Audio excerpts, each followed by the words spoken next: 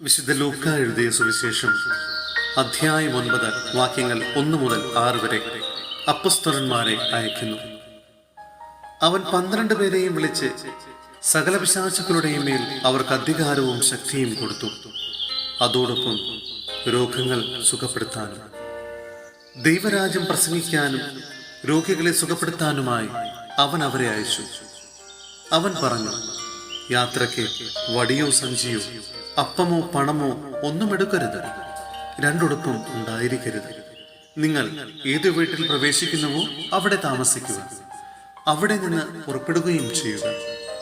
നിങ്ങളെ സ്വീകരിക്കാതിരിക്കുന്നവരുടെ പട്ടണത്തിൽ നിന്ന് പോകുമ്പോൾ അവർക്കെതിരെ സാക്ഷ്യത്തിനായി നിങ്ങളുടെ കാലിലെ പൊടി തട്ടിക്കളയുന്നു. അവർ പുറപ്പെട്ട് ഗ്രാമങ്ങൾ തോറും ചുറ്റി സഞ്ചരിച്ച് സുവിശേഷം പ്രസംഗിക്കുകയും എല്ലായിടത്തും രോഗശാന്തി നൽകുകയും ചെയ്തു. സഹോദരരെ, വിശുദ്ധ പൗലോസ്ലീഹ കൊറിന്ത്യോസിലെ സഭയ്ക്ക് എഴുതിയ 2-ാം ലേഖനം അധ്യായം 12 വാക്യങ്ങൾ 5 മുതൽ 10 വരെ. ദർശനങ്ങളും വെളിപാടുകളും. ഈ മനുഷ്യനെ കുറിച്ച് ഞാൻ അഭിമാനം കൊള്ളും. എന്നെക്കുറിച്ച് സ്വന്തം ബലഹീനതകളിലല്ലാതെ ഞാൻ അഭിമാനം കൊള്ളുകയില്ല. ആത്മപ്രശംസയ്ക്ക് ഇച്ഛിക്കുന്നെങ്കിൽ തന്നെ ഞാനൊരു ഭോഷനാവുകയില്ല. എന്തെന്നാൽ സത്യമായിരിക്കും ഞാൻ സംസാരിക്കുക. എന്നിൽ കാണുകയും എന്നിൽ നിന്ന് കേൾക്കുകയും ചെയ്യുന്നതിൽ അധികമായി ആരും എന്നെപ്പറ്റി വിചാരിക്കാതിരിക്കേണ്ടതിന് ഞാൻ ആത്മപ്രശംസ ഒഴിവാക്കുന്നു. വെളിപാടുകളുടെ ആധിക്യത്താൽ ഞാൻ അധികം ആഹ്ലാദിക്കാതിരിക്കേണ്ടതിന് ശരീരത്തിൽ ഒരു മുള്ള് എനിക്ക് നൽകപ്പെട്ടിരിക്കുന്നു. അതായത് എന്നെ ശല്യപ്പെടുത്തുന്നതിനും മതിമറന്ന് ആഹ്ലാദിക്കാതെ എന്നെ നിയന്ത്രിക്കുന്നതിനും വേണ്ടിയുള്ള പിശാചിന്റെ ദൂതൻ.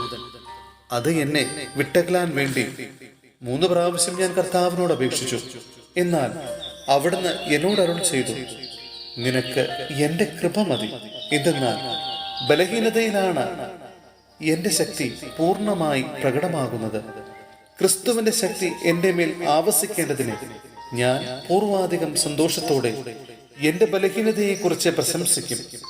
അതുകൊണ്ട് ബലഹീനതകളിലും ആക്ഷേപങ്ങളിലും ഞെരുക്കങ്ങളിലും പീഡനങ്ങളിലും അത്യാഹിതങ്ങളിലും ഞാൻ ക്രിസ്തുവിനെ പ്രതി സന്തുഷ്ടനാണ്.